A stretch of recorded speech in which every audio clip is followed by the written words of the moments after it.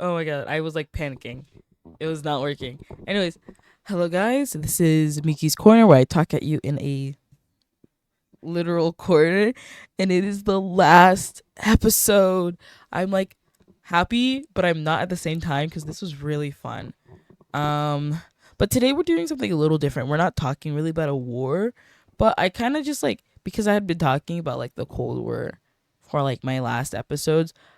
I just and it's also like a very like repeated instance of America trying to stop communism and any other like ideology from spreading.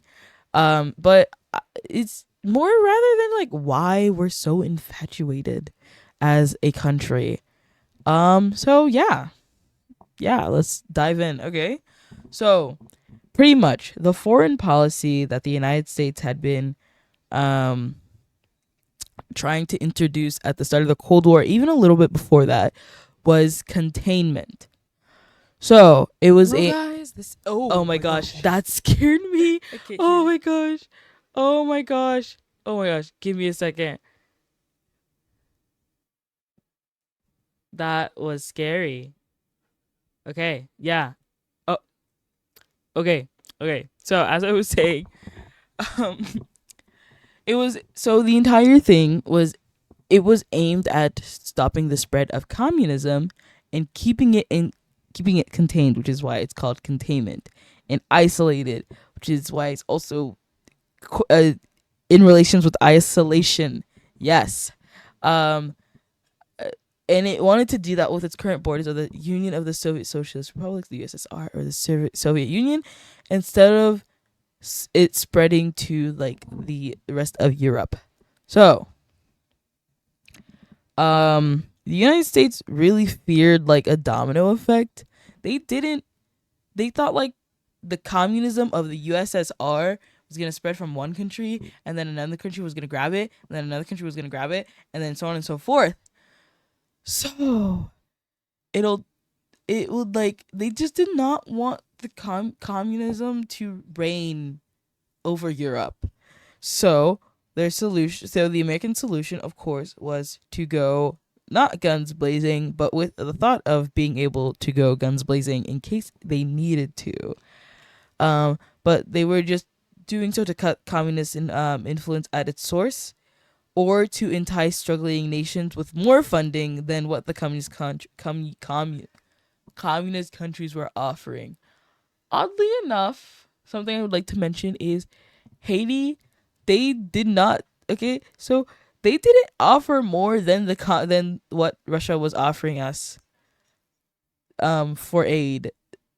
It was like they just did not want us to succeed because we were doing too well in life, I guess. That's just like what Haitians think. And like even if Haitians come to America, they really do hate America for what they did to their home country. But um anyways, even though containment was meant is usually used like to mention the strategy that the United States was using to prevent the spread of communism from Soviet Union. The idea of containment was also used as a strategy to cut off China and North Korea even to this day. Like I mentioned, like 2 episodes before, I think it was in the Chinese War, where after it China fell to the communist regime, we had set like a period of containment and isolation over them. And yeah, so something that kind of like jump started everything was like the after World War II, when the United States and the USSR decided to split between like the sorry, I mean when okay, so yes, so when the United States and Russia, or what rather the Soviet Union, had taken nations that were under Nazi rule and splitting it between the two countries as right? Yeah. And the USSR was like pretending to be like these heroes, and they were not heroes. Um. Anyways, so because like the United States, even though it wasn't in Europe, had been a really great ally in liberating um Western Europe. It like the country had found itself very involved in like this in the divided in the continent that has now been divided pretty much. Eastern Europe wasn't being turned into free states; they were being turned into puppet states, um, under the control of the Soviet Union, rather while Western states, Western European countries, I mean, um, were kind of like, I guess, were fragile in their democracies because there was like the collapsing um economies, and then like socialist like agitation. Like people just didn't like people knew what they wanted, but they just didn't know how to get there. And then so in the United States started pointing fingers at the Soviet Union because they thought they were using communism as like a way to make um, Western democracy fail by destabilizing the countries and bringing them to communism. So it was like it's like causing you to fail in order so you can run back to them, if that makes sense. Um, and even countries were dividing like themselves in half, because they just didn't know what ideas they wanted to adopt and how they wanted to recover from the last world war. So then it resulted in like military extremities like the Berlin Wall being established, and then the United States wanted to prevent this from like spreading further into Europe and to the rest of the world, so they developed like this thing called containment, like we were talking before, to manipulate the socio political future of these nations. And it was like, um, it was, I guess, I understand why it's like, sorry. Containment is one of the things I understand why when I speak to non-Americans, they either give me this disgusted stare, this disgusted noise, or both. Because we were just, it's not that I feel like after World War II, it was very necessary for us to be in Europe, nowhere else, because they were pretty much just going through it all. Um, but we had no business being all the way in Asia. What were we in Asia for?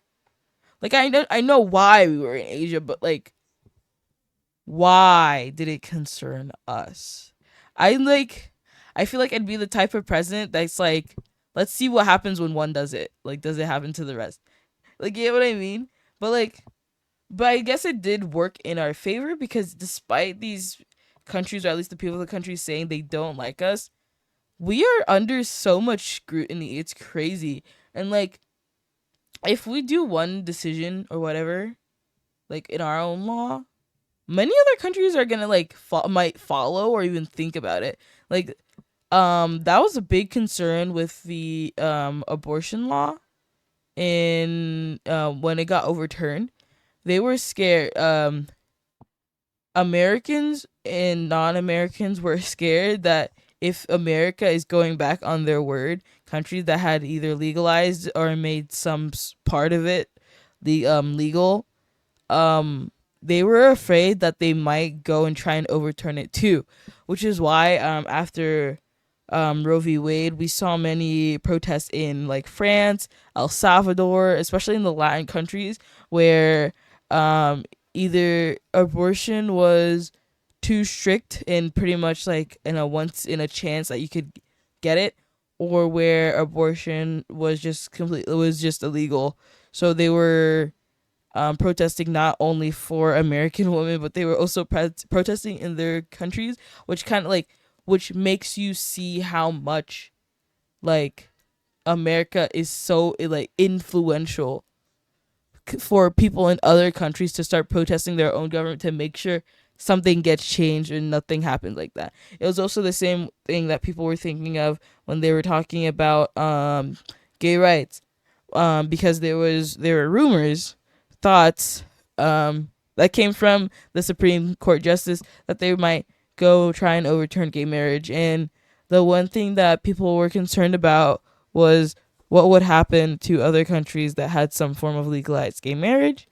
Um, how would they react to what America's doing? Because it's like in movies where the new girl hates the popular kid, but like, you can't just but like she's too pretty for you to just hate her, so you just hate her for something else. You get what I mean?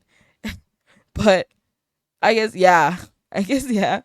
That's just the end of my video. I just like wanted to get everything out in this last episode and kind of like tell you about containment and isolation.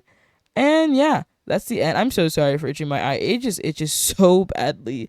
And this episode was more like yeah, and I just did not want to film. But yeah. So that's the end of Miki's Corner. It was really fun doing this project, and thank you so much for this opportunity. Goodbye.